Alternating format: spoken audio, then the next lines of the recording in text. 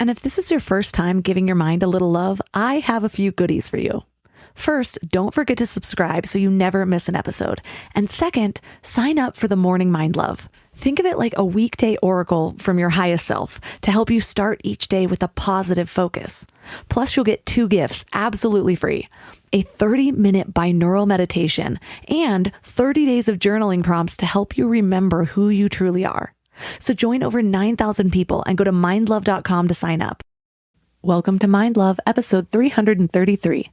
Today's episode is all about how to build a life rich in experiences and die with no regrets. Maybe I'm not the type of person that can climb a mountain or plant a million trees or, even something as simple as go skydiving. I'm not that type of person, but I want to do it, but I'm not that person. But you can be. You just have to take those steps towards it, and then you're going to see yourself in a new light. Like if I would have thought, when I was a kid, like I'm going to, write a book or start a company or whatever, like I would have been like, that's so daunting. But you can't look at this big daunting thing. You have to look at what can I do in the next 24 hours that's going to move this forward. And then if I just do that every single day, eventually it's going to happen. And there's like a snowball effect where it's like, okay, all of these things start happening. Like right now, it's like we, spent 2 years on the book and we didn't know if anyone was going to like it, right? But now it's out and it's done, and the response has been so positive and so good, and it feels so good to like share it with people. Turn up your frequency with Mind Love. Bite-sized brain hacks for seekers, dreamers, and doers. It's time to give your mind a little love with your host, Melissa Monti.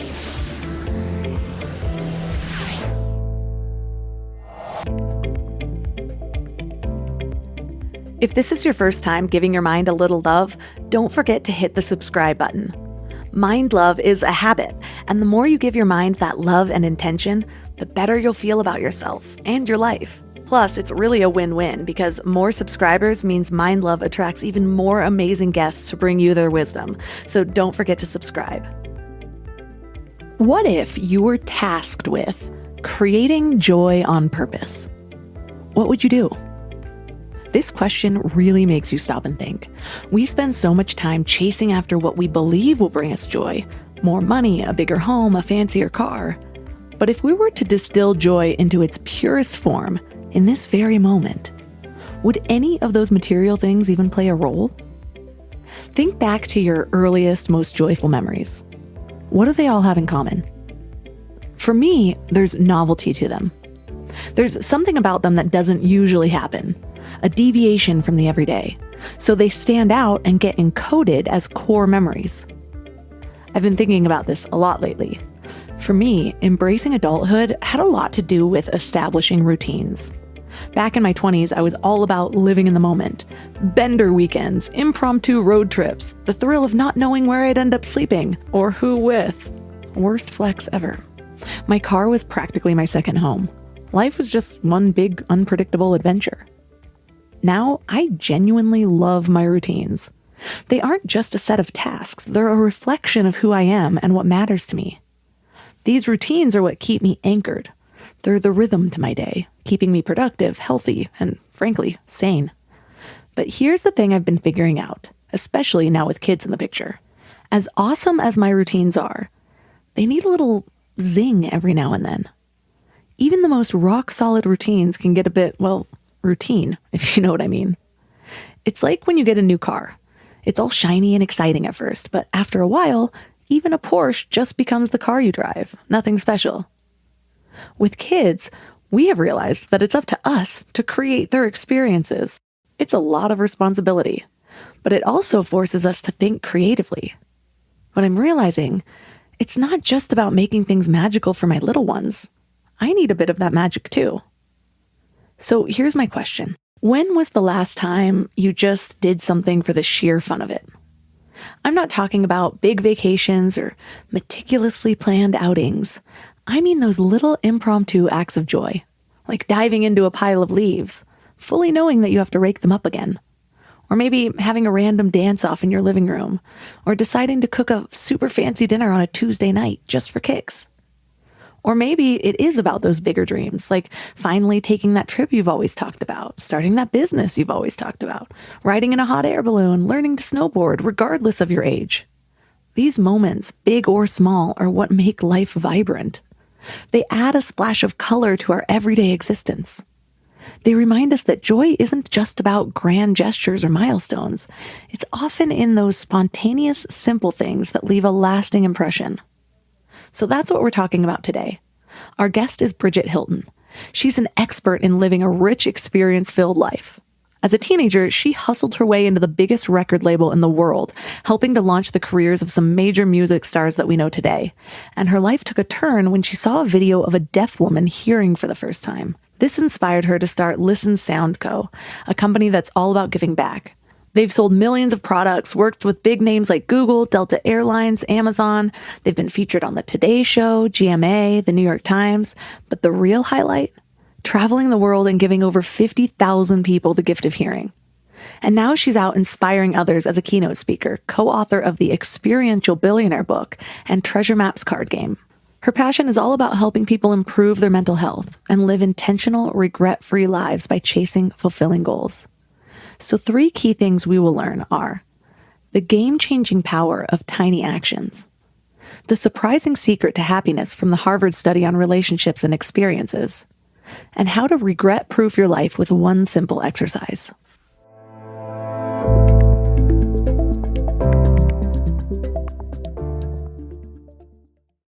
This episode is sponsored by BetterHelp. Can we talk about how overwhelming wellness advice has become? Cold plunges, gratitude journals, screen detoxes, morning routines. It just feels like there's advice for everything these days. But how do you know what actually works for you? I've been down that rabbit hole, trying every new trend, buying every new course, following every guru, and it is exhausting. And honestly, a lot of it just added more noise to my life. With all the information overload about mental health and wellness, it can be a real struggle to know what's true and what actions to take.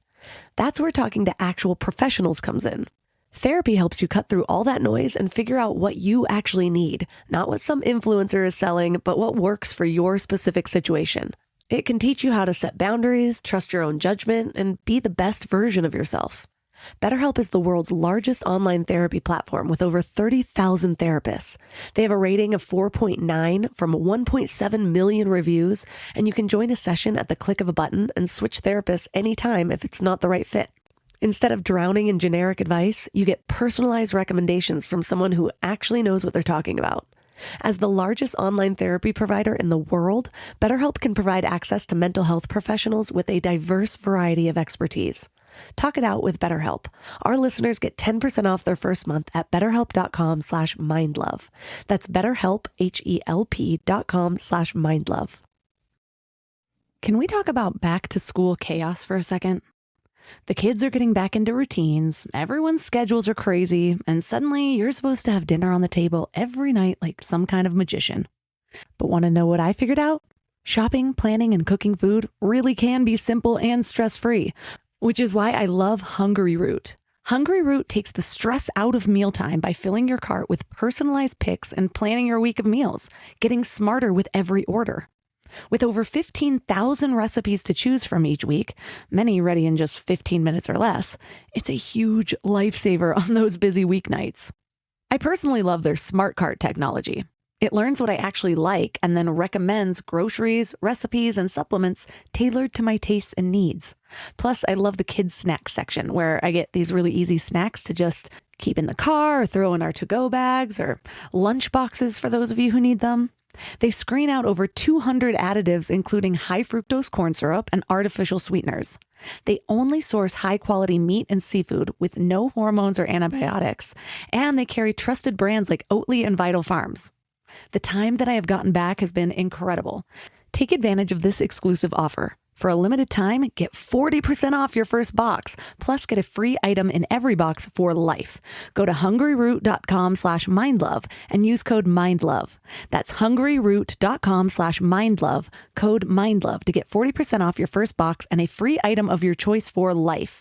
hungryroot.com/mindlove, code MINDLOVE. Basketball game? Crushed it. And the day's just getting started. Now, kicking it with my crew. When I need a quick snack, Go-Go Squeeze Active Fruit Blend with electrolytes pouches are always in the starting lineup. Made with real fruit and select electrolytes. And so tasty. From workouts to hangouts to whatever's next, I go with Go-Go Squeeze Active. Snag yours on your next store run. Available on Amazon.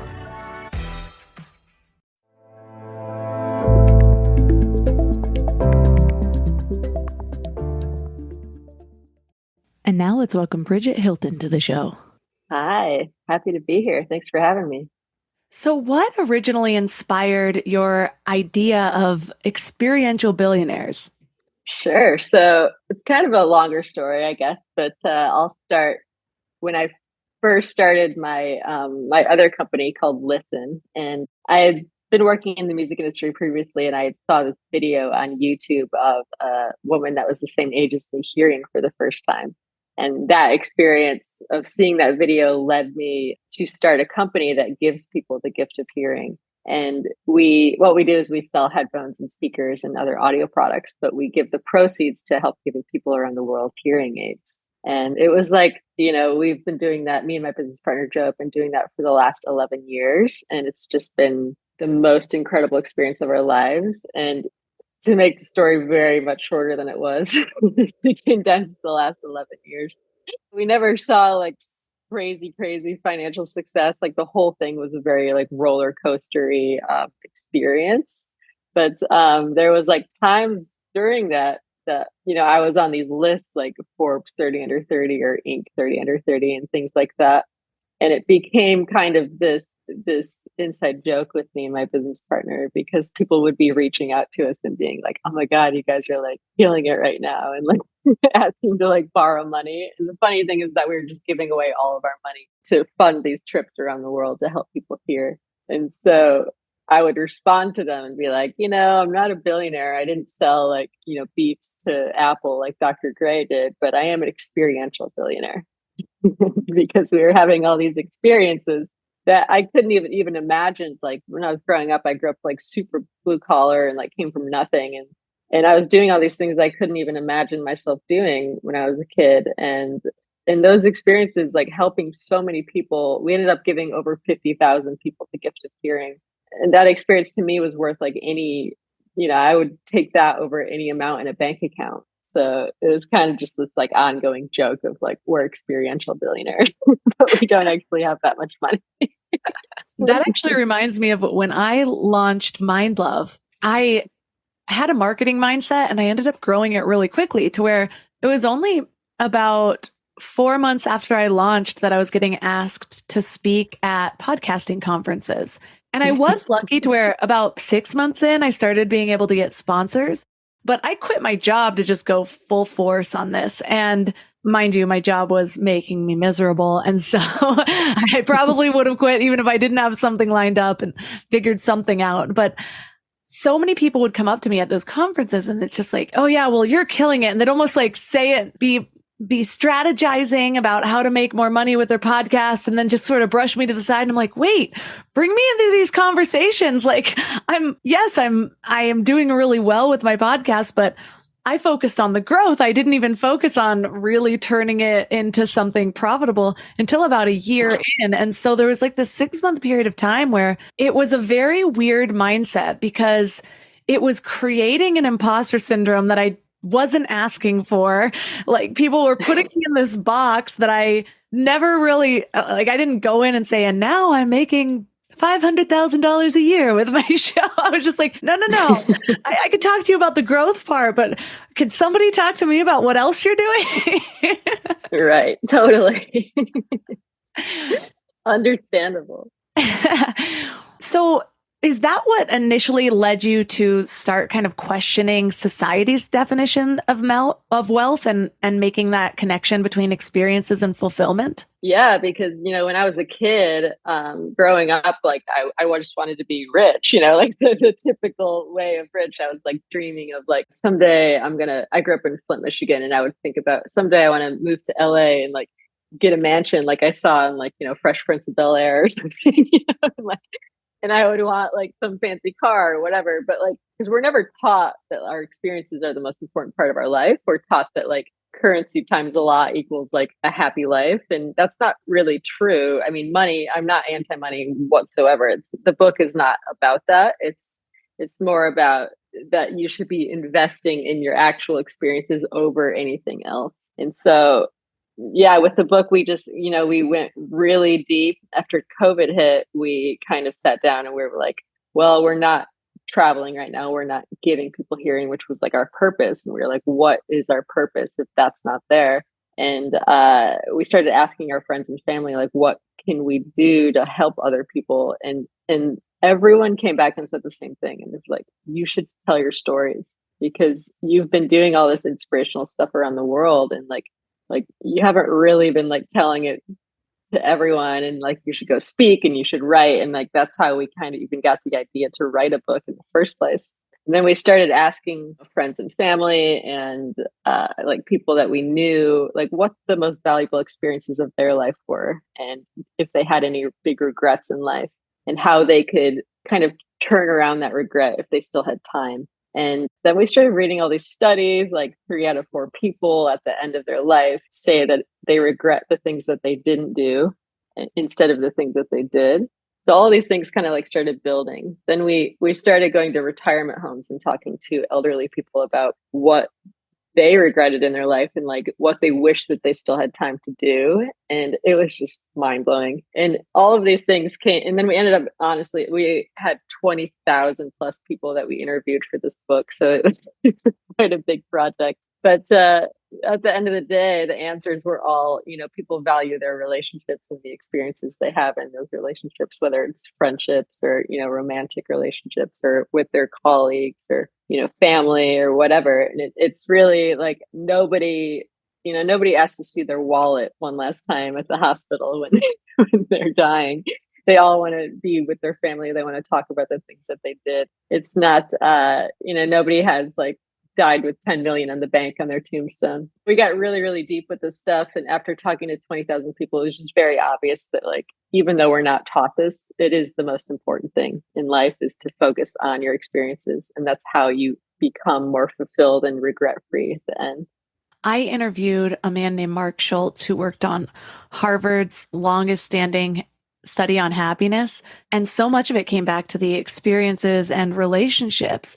And it is so ironic that so many of us start our lives chasing this dollar amount. I recently had babies. I have a toddler and an 8-month-old, and I've been trying to be very intentional about the messages that I give him. And we're lucky to be, at least right now, the plan is homeschool. Who knows? One thing I've learned from parenting is a lot of the times I plan something, and then when it actually gets to it, I'm like, how? Oh, how nice. That's everyone. That's every single parent. They're like, before they have kids, they're like, I'm never going to let them have a screen or whatever. And then it's like, you just fall into that because it's so much easier sometimes. Oh my gosh, especially for travel. We're still trying to be intentional about that, but it is definitely in our lives.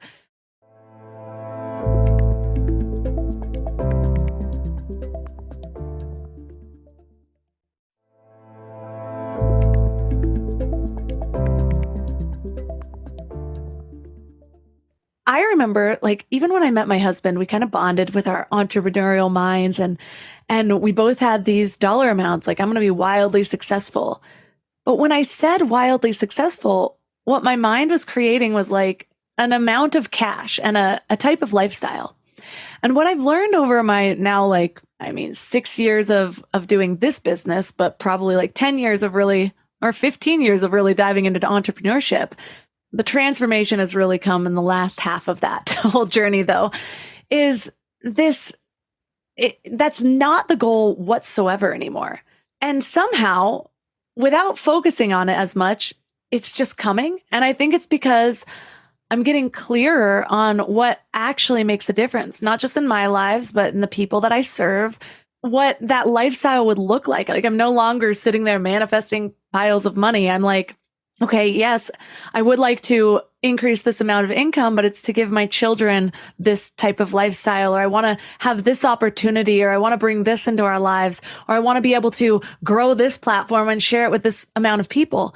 And there's something that just clicks in that, because I'm going to take like something very obvious, like a sales call. That's something you learn in the beginning of entrepreneurship. It's like, oh, it's all about the mindset. And it is. And like now, if I offered something that was a higher price, I would be coming at it with such a different energy because I know what it takes. I know the commitment. I know what my overall goal is. And it's not like I'm sitting there on the other side, like, okay, I'm asking for this amount. Do you think I'm worth it? Like it's just a whole different energy. And so that's not even just with like money making opportunities. It's how I'm creating my life. And it's just so interesting how the clearer I get on the kinds of experiences that I want in my life, it's almost like they just are falling into my lap. Just yesterday, I had somebody called me and basically asked me for something that I was going to pitch to her. I already had it planned out. I was just going to do it in like 4 weeks from now. And so I know a big part of what you teach around these experiences is getting really clear on the experiences that you want. What's your process for that, and why do you find it important? First of all, I love everything that you just said. I think it's so true. Like once you find your like authentic self and like what you really want and what's important to you, things become more clear and like almost easier in a way. And like if you think about like I'm just going to make money so I can trade that currency for the experiences that I want versus like just making money isn't really like that doesn't mean anything, right? But if you're like I want to take my kid to do X, I have to like make this much money. It makes it so much more like that you actually are inspired and motivated to work more and to do that money. It's not just like, oh, I'm just going to get some fictional number. So I love that. So for me, I do a bunch of different things around this. I'm really, really into like, figuring out what I want and going after it and being extremely intentional, whether it's something with work or whether it's something in like, in a relationship or in, travel, for example. So one thing that I do every year on January 1st is this exercise that we have called the treasure map. And I love this exercise. It's basically, what if your doctor called you and was like, you have 1 year left to live? And suddenly your time is finite, right? You don't have like this fictional someday. You only have 1 year. And so I think about this on January 1st. I'm like, what if I only had this year? What would I do? And I write down like the top 10 things that I would do in 1 year. And then I think about what about if I had 1 month? And what if I had 1 day? What are those things that I would do? And I want to make sure that I do as many of those things possible in that year. So I'll be doing this for 2024 very soon. And I'm already thinking of certain things, but it kind of makes it, the exercise makes it finite versus like, oh, I want to, someone might say, I want to travel the world someday. It's like, well, that's not a real goal, right? It's going to take a long time. And if you don't go to one place this year or 2 places this year, you're not going to like build up to that. You have to actually like do those things. So last year, like on January 1st, 2023, I wrote down like, I want to go to India. And I swear to God, like the week after that, I got an invite out of the blue to go to India. That never happens, right? But that was just like a crazy example. Obviously, I still have to take the steps to like, pay for it and to, take the time off of work or whatever. And it's a lot of planning, but it was still like one of those moments where I was like, oh, like you were saying, like it just makes it easier if you speak it into the universe. And I'm not all about like the manifestation thing. I'm partially about it, but I think that you really have to like focus on being intentional and actually taking those steps as well. You can't just sit and wish for things. Oh, that was but yeah, I do that exercise. Just manifestation in the beginning of this journey. I'm like, well, I've read The Secret and then I read The Power. And so I'm like sitting there and I'm just like visualizing. I'm like, why is none of this happening? And then I just went off the roller coaster and I'm like, okay, that's all bullshit. But then when I started to understand, like kind of look at the quantum physics side, kind of look at what the most successful people do. And I'm like, okay, all those elements are there. You're just missing a key piece. You can't wait for life to come to you. You have to keep meeting all of these opportunities where they meet you. Yeah. And I think that's really been so clear, like in all the research and work that we've done with this book, is that everybody has these goals and dreams, right? And like, maybe they don't know exactly what it is. Maybe they say something like travel the world and they're like, but they need to be more specific with that stuff. But everybody wants something. And the biggest regret at the end of their life is not doing that thing, right? So it's like, they might have been trying to manifest it or think about it, but they never took the steps. And the excuses that we got, the number one excuse was that I just never got around to it. And that's just unacceptable. It's sad. I mean, I felt so bad reading these things because if you just take the steps towards something, like you're so much more likely to get there if you just keep going, like little step by little step. Yeah, the number one reason, didn't get around to it. Number two reason, fear, which I think is probably, when you dig deep into the never getting around to it or saying you don't have time or money, the deeper part of that is probably fear. So you've got to help people get through these fears to do the things that they want to do. I have been reflecting on this a lot recently because for some reason lately, it's becoming very apparently how differently I live my life than the average person. Probably because I was in Santa Monica for a couple of years and I was going to WeWork and I was meeting all these other people that were driven and going to these entrepreneur events. And so everyone was just kind of like me. And then I moved to the mountains and it's just a different experience, which is fine. But it reminds me of that quote that if you need something done, ask the busiest person you know. Yes, that is so true. From a couple of people, and I asked, and all of a sudden I'm like, oh yeah, I got to put like tight deadlines, and then I'm like, oh, it's just a quick letter. Can you do this in 24 hours? And people are like, oh my god, and I'm like, you don't have a job right now. I don't really understand. Like you're at home, you're watching The Bachelor. Like it's honestly, it's so true. That saying is like spot on. Like, I swear to God, if somebody asked me to do, I'm really busy right now, but if someone asked me to do something, I'll just do it versus like, oh, I'm just going to do it next week, because then it will never get done. Right. I'll have it done in 11 minutes. Yeah. Same. And also, so you lived in Santa Monica. I'm right north of Santa Monica. So I'm very familiar. Where in the mountains are you? I'm in Big Bear Lake now. Oh, yes. Well, let me know when I can come hang out. Anytime. And so lately, though, in kind of having this realization, it's been making it a lot easier to continue my growth, because all of a sudden I'm like, well, what am I doing differently than other people? And I'm like, oh, wow, I have to be so intentional. Also with kids, also with like all these goals. And you were talking about how you have to like meet life where it is. When something falls in your lap, there's still a bunch of planning that happens. And recently we had that experience where I almost feel like we were funneled into a move. Now, moving when you have like a 4-month-old and a toddler is not an easy thing. Mind you, we just got back from a couple-week vacation. We had catching up to do, but there were just all these signs. Like, first, a house opened up just down the street. Then a bunch of negative experiences happened where we were. Then we looked at that house and it wasn't right. But then for some reason, the realtor kept pushing us towards another one. We're like, why are you trying to sell us on another house when it seems like we like this one? It was just weird because it was so much work, but I kept saying, it feels like I'm not doing anything. Like, it feels like for some reason my legs are in motion. I'm packing up all my stuff. Like, I almost couldn't say no. And I'm like, this is when something's meant to be. And it really was the best decision that we could have made. But yeah, it was a ton of work while also feeling like there was some sort of motion propelling me forward the entire time. And an older version of me, I remember sitting there thinking, having this belief that I wasn't the kind of person that could follow through on things anymore, somewhere in my 20s. And I was just like, how do people do that? Now I have the complete opposite belief. I'm like, I'm the person that'll follow through. Like, you need something done, give it to me. I'll have it done very quickly. I have a completely different self-belief. And it did take a couple of years to get there.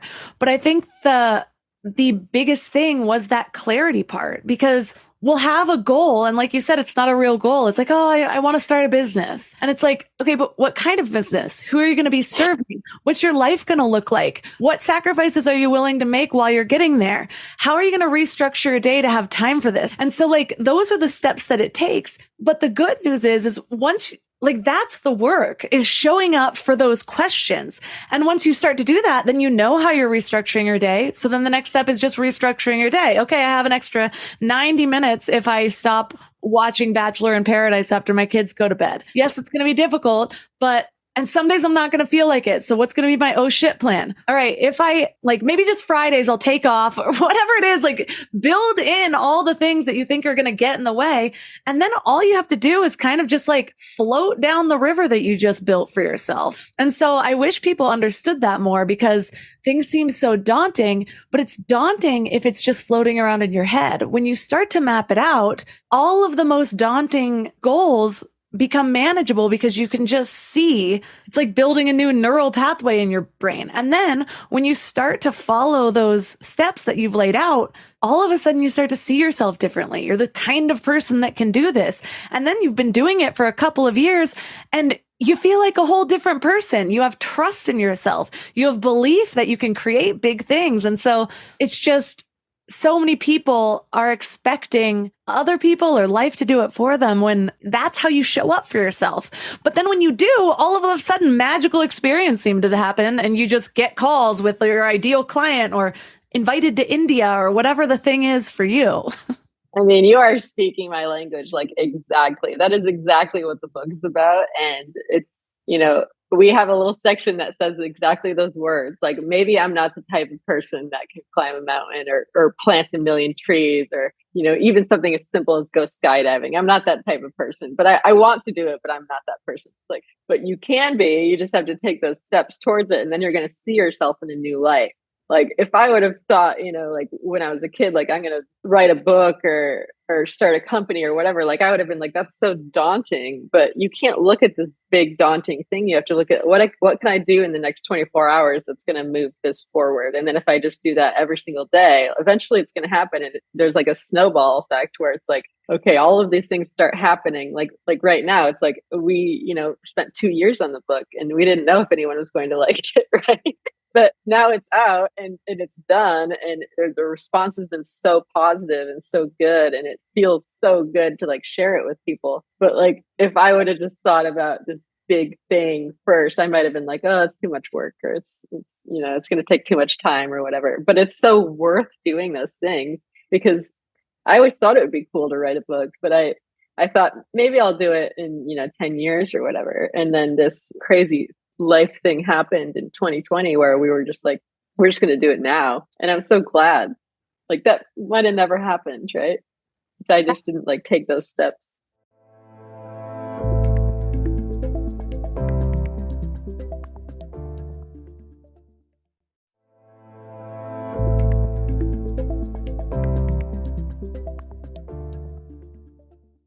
That exact experience happened with me with kids. I remember being like, okay, I said I was going to have kids at 35. I was like, I need 5 years. This was when I was 30. And then it was approaching, but I probably would have kept putting it off. And I remember looking at a friend who had 2 kids, and I was like, just takes so long to get there. Like, this toddler phase looks so cute, but I've got to get pregnant.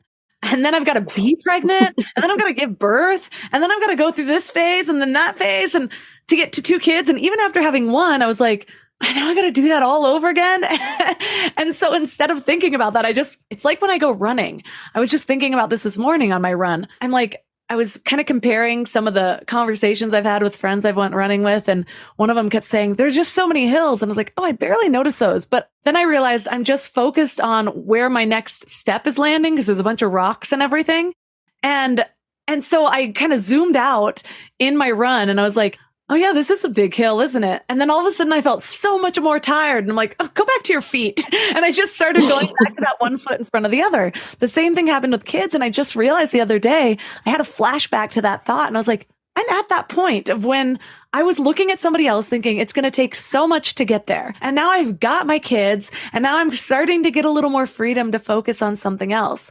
What I found is so many people talk themselves out of it because they're like, well, yeah, you have clarity. So of course, you know how to like take the steps to do this. And I've been interviewing a lot of people because I'm working on my signature coaching program that I'm relaunching next year. And what comes up for a lot of people, there's the camp that we've been talking about where it's like, okay, they don't have a belief at all of even being able to do something. So they've got to kind of get over that. But then there's this other group that, yeah, they can do some stuff and they have done some stuff. But their biggest dreams, there's this fear that they're going to spend all this time and it's not going to resonate with people, or they're going to stall out because they get burnt out from it, or they're going to realize they're going to be 6 months in and realize it's not really the thing for them and they wasted all this time. And so when you're creating your next big goal, how do you get clarity around that or move through some of those internal objections? I think that excuse is interesting. Like when people say like, oh, what if it doesn't work out? It's like, isn't it more important to try and to know that you tried and it didn't work out? Like, I think a very, very simple thing to reference for me could be like, I always wanted to like run a race, right? So I did like this half marathon thing. And then I was like, that wasn't really for me, right? I didn't love it. Like a lot of people love it. And I think that's awesome. But like for me, it wasn't really what I wanted, but I was like, I'm so glad that I did it and then I tried. And then now I don't ever have to like worry about that. And like, you know, that's probably not the outcome that I would have wanted, I guess. I probably would have wanted to do stuff like that all the time. But I think that you figure out what you don't like and what you don't want and like in you know, stuff like you said, like if maybe it doesn't work out, but at least you tried. You know, like next year, one of my goals is to one of my big goals, very scary goal, is to write a stand-up comedy set. And I'm terrified, but I'm also like, I love comedy so much. And it's like one of my favorite things on earth. It's like music, comedy. Like it's like ingrained in me. Like since I was a kid, I've loved stand-up. And I've always thought like watching stand-up, I'm like, man, I wish I could do that.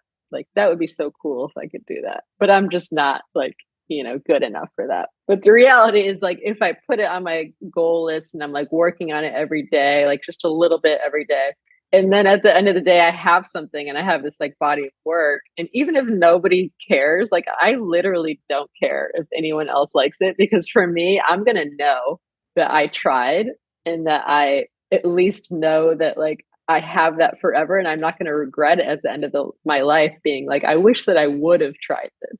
You know, like at your funeral, no one's going to say like, she really like tried to do a lot of things, but she failed. Like people are going to feel like she really embarrassed herself on Instagram the last 3 years. Yeah. Glad she's gone. Oh, they're going to be like, that's so cool that you tried to like do comedy. And like that might have inspired someone else to do that, or it might inspire someone else to follow a different dream. And like just doing things and like gives other people permission to do things. So even if you fail, quote unquote, and by the way, failure is so ridiculous. Like nobody really cares, right? Like nobody's really like looking at you that closely to be like, oh my God, that person failed. Like they suck. It's not really like that. Like you're giving someone else permission to follow their own dreams, even if it doesn't turn out in the way that you think. I have had a few experiences where I tried or I started to do something. This was in a more negative phase of my life, but I started to do something, realized it wasn't really for me. And I started to create these internal narratives that like, okay, like I started to be afraid to try something new. This was a very short period, but I remember it vividly because it felt like crap. And what I very soon realized is, again, it's kind of this self-reflection period afterwards, because it's so easy to like, all of a sudden one thing feels bad and you apply that feeling to the entire experience versus maybe it's just this one little segment. An example I can give that happened after I knew this was actually moving to the mountains. I was so excited. I'm like, okay, I'm done. It was 2020. Like, I'm done with being here. I want to go somewhere else. I want to be in nature. I'm pregnant. Like all these good things. I had a whole list of all of these good things. And then I got here and it was like a month in. Most food is making me nauseous, except for all this food I'm craving from Uber Eats down in Santa Monica that you just don't have here. And so all of a sudden I'm listing all of the negatives and I'm like, oh my gosh, I knew I jumped into this too fast. What I've been able to do since being in the mountains is, yeah, there are a couple of things that this town is lacking. I have yet to find other people that are on the same path, whether it's spiritually, whether it's entrepreneurially. And so there was also a period of time where I'd be in friendship circles and I'd like try to go deep and like met with something about cheese sticks or something like that. And I'm just like, and I could just feel like unfulfilled. But then my new programming kicked in and it's like, okay, well, what am I needing here? How can I get this still? It doesn't have to come from this one thing. It reminds me of what I learned about friends a long time ago, where like I'd get really close to friends and they'd be like my bestie that I was always around. And then they'd respond to something in a way I didn't want them to, or my mom would, or my husband would, or whatever. And it's like, okay, everyone can't be everything for someone. This is my friend that I call when I just want her to let me vent. This is the friend that I call when I actually want actionable strategies. This is the friend. And so segmenting life in that same way, where recently I've really been kind of getting back into my groove of business, the freedom there. And I'm like, what do I need? I need these high vibe conversations. So now I have this book club set up with one of my friends and we post it on our podcast. And then I still have interviews like this and I have an accountability group and all of this stuff that I've been building up my life in a way where not everything needs to give me every single thing that I want. And I wish that people could see that more in their lives rather than just being like, well, that was disappointing. It's like, well, what part of it was disappointing? You don't really learn more about yourself until you take that time, that space to really reflect on it and ask yourself those hard questions. Yeah. And like what you said about segmenting friends and stuff, that is so true. And it's so crucial. Like, so we have a whole relationships chapter in the book about how, like it's been proven that like the number one way to grow a relationship, whether it's like, you know, your boyfriend, girlfriend, mom, whatever, it's having new experiences with them. Right. And like not letting things like just get stale. So, but what a lot of people do is they'll be like, well, my friends don't really like to surf, for example, but I'm never going to because my friends don't want to. Like you can find another person that likes to surf and you don't have to involve your other friends. Like it doesn't have to be like just so concrete where it's like, well, my friends don't like it. So, and my boyfriend doesn't like it. So I'm not going to do it. Like, but if that's what you want, you need to like make that happen with someone else or just by yourself. And like, it's so crucial. I think so many people get held back by the people that are around them. And maybe that's not even like a negative on those people. It's just that they don't have all the same interests and they can't expect them to have all the same interests. And it's so true what they say about like, you are the average of the 5 people that you surround yourself with. Because if you're around 5 people that don't want to try new things and never want to go anywhere or do anything, then you're also going to be that person, right? And so maybe what you need to do is find some other people in your life that you can add in that have those segments. Like, oh, I have a friend that I go, you know, shopping with, or I have a friend that I have those deep conversations with, or I have a friend that, you know, we take cooking classes together, right? But maybe those aren't in your current circle and that's what you want. So you got to just get out there more. I could see how that would even be a way to expand yourself to things that you didn't know you wanted to try. Like, yes, I really want to try this. I'm going to find somebody else. And I'm the type of person where I've moved around a lot by myself. So I'll straight up find a Facebook group, people who surf in Big Bear, you know, like, yeah, totally. Be like, I need friends. Like, who's getting together? I've had so many friends that way. But then what opportunities are you not seeing in your current friendship circle? Because they're looking at you like, well, Melissa doesn't like to play mahjong on weeknights, you know, like, whatever it is. Maybe you end up hating it. Maybe it doesn't sound appealing at all, but like give it a try and see if there's anything you do like, or if that can reconnect that friendship in a specific way, because there also can be a downside. I noticed myself creating a narrative about specific people because I'm like, oh, they can't be this for me. They can't be this for me. They can't be this for me. And I'm like, that may all be true, but what energy am I bringing to that?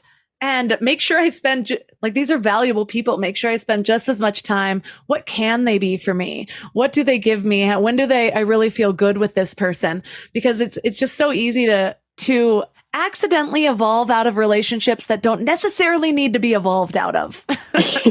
For sure. And it's so like, since you have 2 kids, I just want to say it's so important. This mindset is so important as a parent, and because like you are giving them the gift of all of these new experiences, and maybe you end up liking some of the stuff. Like maybe your kid gets a bit older and they're like, I love wakeboarding, and you're like, I've never even thought about doing that, right? But now you are interested in it, and that you can share that experience. just as like a random example. And by the way, what a great place to grow up. My God, Big Bear would be just incredible to grow up in. And you could do so much stuff outside there, and like, wow, what a place. But yeah, for kids, it's so important for like these experiences. Like you could take something as very simple as like, instead of, ordering pizza tonight, we're going to make pizza together. And it's going to be this like bonding family experience. And it might cost, like less than probably $15 to get the ingredients for a pizza, right? But they're going to remember that. And they're going to know how to like make pizza dough. Maybe they don't remember in 5 years, but they'll have that skill. They'll have that like memory. Whereas like just ordering a pizza isn't the same experience. And then maybe you get really into it, right? You're like, I'm going to be the best pizza maker in Big Bear. Like you just don't know. You don't know what you're going to find like once you start doing a lot of new things. And I think that's such an important mindset for parents and for the kids and like how you bond. Like I wish that I had that when I was a kid. When you were saying that, I actually have a core memory of the one time we made pizza dough from scratch. I don't even know how old I was. I think I might have been 7, but yep, it's a core memory because it was. Yeah, you don't remember all the times you ordered pizza. No, not at all. But speaking of kids, I know how you also teach about how important play is for, first of all, learning. I interviewed Stephen Kotler, and he has this whole thing about kind of aging gracefully, his newest book, and a big part of learning new skills. He taught himself to basically be at the level of skiing that you're not supposed to be able to get at if you start at his age. But he brought all of his research on how to be like peak performance into this, and play, novelty was a huge part of it. But you also talk about how it's a powerful tool for actually shaping your identity as an adult. How so? I mean, I love play. Like I'm just a silly human being. So I always have been like this. But for me, the best part of life is to play and to have fun and to just be silly, because it's just so serious. Life is so serious and so daunting and so dark at times. And if you can't laugh at things, then like, I don't know, it's just a waste of time. but I think shaping your identity, like for me, I want to be the person that my friends go to and they're like, this person's fun, and they'll do this weird thing with me. Like they'll go take like a trapeze lesson with me, or they'll go like dress up on Halloween with me, or like do something that they feel like maybe not comfortable with other people doing. So a lot of adults, once we get older, we're like, we're not going to be playful anymore. We're going to be super serious, and everything is very serious. But, for me, I always want to be like that fun friend and the fun person that people can come to and feel comfortable with, like being their inner child and like being silly. Like a lot of, an example is that I have a group of friends that every single year we go see Santa at the mall in Burbank. We sit in the same exact position. It's always the same 5 girls. We've done it every year for almost 14 years. And it's like, we just have that bond, like if I don't see them all year, which I usually do, but maybe some years I don't, right? But we'll always have like that one thing that we do together. And I think that's so crucial in having those bonds with the people that you love, and like having the ways to connect around it. And being silly is like the best way to connect with someone, in my opinion. I mean, being deep is great, and I love to get deep with people, but like bringing out that inner child. Like, so for the survey that we did of 20,000 people, one of the questions was, what was your favorite thing you did as a kid? And do you do it anymore? And why not? Because usually the answer is no, right? So a lot of people say very simple things like, I used to love playing hide and seek, or I used to love playing truth or dare, or I used to love, chasing fireflies with a jar. It's like, and the funny thing about pretty much every single answer to this question is something that is free, but it's still so memorable to them that 20, 30, 40, 50 years later, they're still thinking of this thing that brought them joy, and they could do it today. Like call your most fun friend and be like, let's go collect rocks on the beach. Let's go play tag. Let's go, all of this stuff is free. So for me, I guess shaping my identity is just, I want to be that person. I want to always be able to be like lighthearted and fun when my friends need it. Is there a spot for a 6th girl on Santa's knee? Because I want to be in this group so bad. I also do have. Come on in. one session left of my 5-pack trapeze classes on the Santa Monica Pier. I also got certified in skydiving, and the moment I got certified, I just never went again. I was like, that was the goal, and now scuba diving. No, skydiving. Yes. Oh, I still, it's funny is I still haven't done that, which is really weird for me because I feel like I would love it. But that's definitely on the list. And yeah, trapeze. I did the trapeze at Santa Monica. That's so funny. I thought it was so much fun. Oh, it was a blast. There's something about when you were asking about those best experiences, I'm like, am I a bad person that we had like a teepeeing war in high school, yeah. And it was so fun, but it was not just like getting out at night. A lot of times it was sneaking out at night, going to the grocery store. We'd also get like a pack of M&Ms on our way. And then we'd like get there and there was the sneakiness and getting caught and like trying to be creative with the teepee. It really brought in everything. And I'm like, am I too old for this? No, I honestly, if you ever want to go teepeeing, I'm super down. I was even worse though when I was a kid. This is shameful, but I would go teepeeing. I grew up in Michigan. I would go teepeeing. They have this thing in Michigan called Devil's Night. It's the night before Halloween, and it's chaos. But we would go teepeeing, and then the next day, my neighbors would just be so pissed. And I don't know if they knew it was us or not, but they would pay us to clean it up. Here's $5. I would be like, sweet. This is the best money I've ever made. I had just heard about Devil's Night for the first time this year. My husband's from Howell, Michigan. And I was like, really? Devil's Night? What are you guys talking about? That's so funny. Well, funny. Howell isn't that far away. Yeah, I know Howell. We go there. Eventually, we're going to have a house there because we do have land there already set for us. But yeah, we go there every year for 4th of July. But going back to the question around, I talked about how a lot of times people don't bring enough self-awareness and they sort of paint an entire experience as negative because of one thing. But I know another one of the things that you teach is around reframing negative experiences overall, even if the whole thing was bad, into positive memories. So what's your process for that? Sure. So one of the most interesting things in the study was that 1/3 of the 20,000 people stated a negative experience as their most valuable experience. And I would say I was part of that 20,000.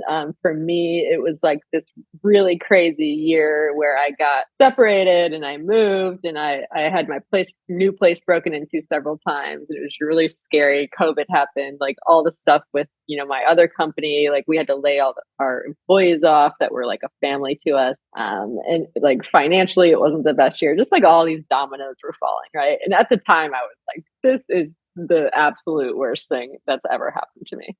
And I just was super depressed. And I had never been that depressed before. And to me now, looking back, in 2023, I absolutely think that was the best experience of my life because now I'm on such a better path. Like if I was still with, that person or still with doing, work that I wasn't like sure about or doing, living in that place or whatever, like whatever those things are, like I wouldn't be here. And I'm really happy now. And I've accomplished quite a few of my big goals, whether they're creative or work or whatever, in the last couple of years. And I truly don't think that would have happened without going through all of that. And now I live in a place that I love and I'm very happy and my mental health is much better. So, and I'm super grateful. Like every day that I'm happy, I'm like, thank God. Like, because I don't ever want to feel that way again. Right. So for me, negative experience turned into a positive, just took some time. So I think there's like a lesson in each big negative experience. A lot of people would say things like, my most valuable experience is when my mom got cancer. And then it made me realize like how short life is and how much I love my family and how I need to spend more time with them. And so, or it could be something like, when I was young, I was a heroin addict and it made me, that was my most valuable experience because now I work at a center where I help people that had those same problems. And everyone was saying something like that. And I just thought that was so powerful. Another way to reframe it, which is my favorite way, less deep, but it's so true, is when you're going through a negative experience, think about maybe this could be funny in a year or 5 years. And I love to think about that because nobody, stories that you tell your friends, like say you're telling like a campfire story, it's never going to be like, I woke up and my day was great and what a wonderful day. You're going to tell something negative that happened and your friends are going to laugh, right? Because things over time, comedy plus trauma over time or whatever that equation is, it's like over time things become much funnier and much lighter, and you're not going to be really as interesting of a person if nothing negative ever happens to you. So I love to reframe it in like that light. And I love to think about the positives that came from things. Like when I was, younger, I got I had like worked my butt off to get into the music industry. And then I finally got a job. It's like the best thing that ever happened to me.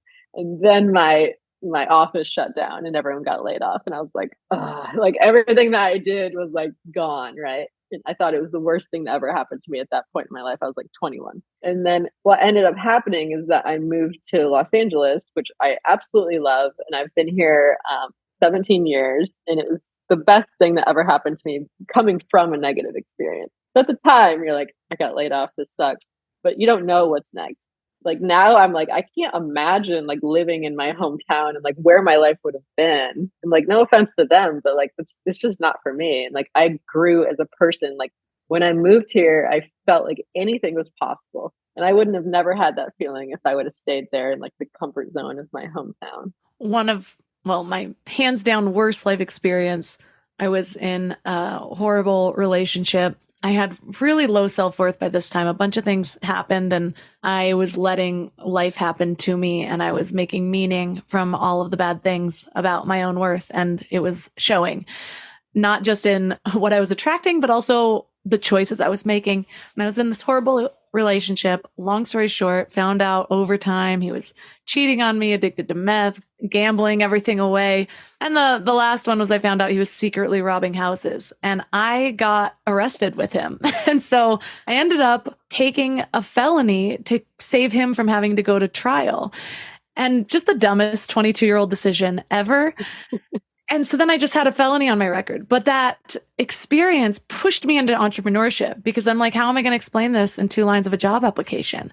And it made entrepreneurship mandatory for me because I had too much pride to like start at the bottom. And again, explain, like I just couldn't explain it. I'm like, I'm going to need like 15 minutes of your time and I'm going to need to show you other documents to show like the kind of person I really like. I just couldn't have done that. Now I see very clearly so much of that, how it led to the experience that I am now. My husband and I were just talking about this. His like worst experience when he was in high school was something about his helmet being too small in his championship wrestling match and he lost, like clearly going to win. And to that teenage boy, it felt like his life was over. Like this was his scholarships and all of this stuff. But then he would have, like right now, he's got a very successful web design company working with nonprofits. Whereas if he would have won, he would have been a wrestler in college. And then as something similar happened, he was on American Ninja Warrior and like his toe touched the water and they made the call that he was disqualified. It's like, I didn't even fall. Like, what do you mean? And so broken up about it. And I was trying to tell him in the moment, I'm like, we're getting married next month. I was like, you would have been like on tour with Ninja Warrior, right? When we're getting married, we had like this traveling the world plans that probably would have had to been canceled. I probably would have been so mad this marriage wouldn't have been working out. And so we're just reflecting on that in the just the other day and like where we are now compared to those moments to just remind ourselves, like when something negative happens, it could just be one of my main messages has been when I speak publicly at universities and such is using your limitations as guideposts. Like, what if you really had the belief that everything is happening for you?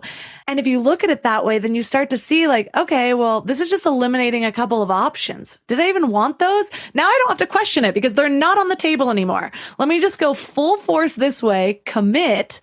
Someone told me once that we only ever have 80% clarity and the rest of it is just committing to that plan. And so just thinking about those things is so helpful in taking life by the balls. Am I still allowed to say that in 2023? And just like going. I think you should. Right? Yeah. I love the vulva element. for the women out there, however you want to look at it. And just going a little bit harder is how I like to look at it. Just Stop making excuses for playing small. And so thank you so much for all of the research that you put into this book, for the ideas on how to implement them. I love leaving listeners with one specific thing to focus on this week, whether it's a thought experiment or a challenge or a bold move, to really ground it into action. What would you leave them with? I think a really easy experiment / exercise that everybody can do that's free is, when we were doing our research, we realized that one of the top regrets of the dying was not keeping in touch with friends. And this is something that so many people said. And I think something for your listeners is to just take, 5 minutes today and write down a list of couple people that you would regret not keeping in touch with, and reach out to those people. Just send them, an email, text, phone call, anything like that. It's free. And, you never know how long your life is going to last, and you never know what is going to happen. So you can avoid this regret just by taking 5 minutes of your time. I'm going to do that. I know exactly who I'm going to reach out to, and I'm going to ask if she wants to take a picture with Santa with me. Yes. Oh my God, please send that to me. I will be so happy. Well, thank you again so much. For listeners that are resonating, want to read your book, want to connect with you, where's the best place for them to find you? Sure. So my site is BridgetHilton.com and experientialbillionaire.com. And then I'm on Instagram as well, Bridget L. Hilton.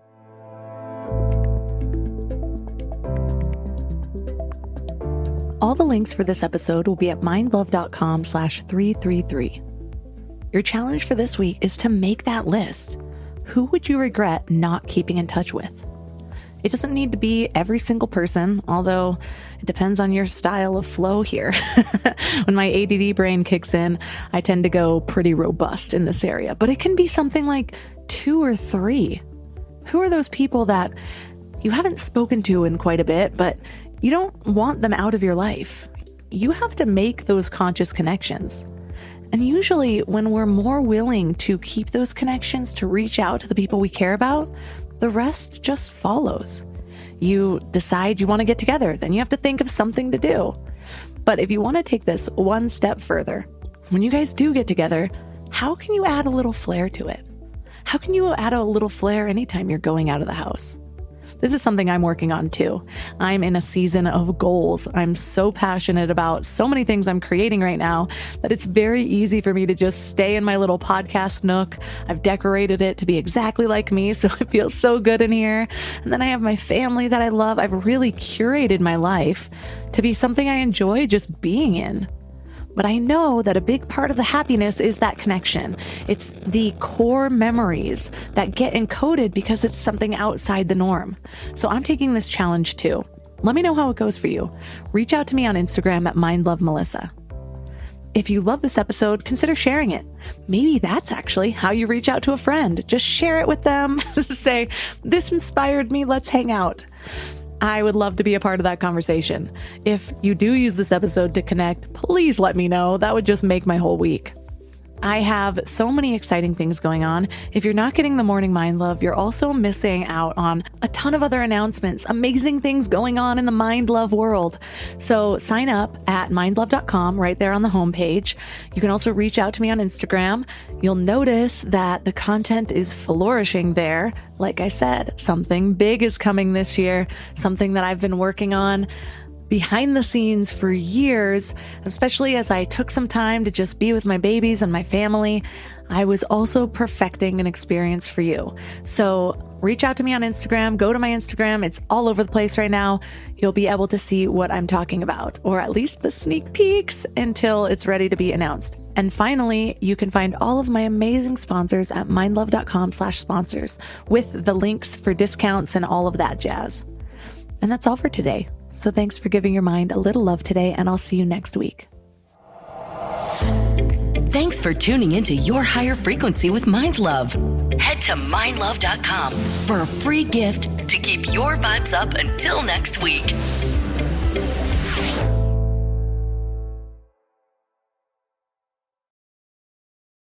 Mr. Gecko, you're a huge inspiration to us all, but who was your muse? My dear old Nan. She would tell me, always remember to be true to yourself and to use that fast and friendly claim support on the Geico app. I follow her advice to this day. Get more than just savings. Get more with Geico.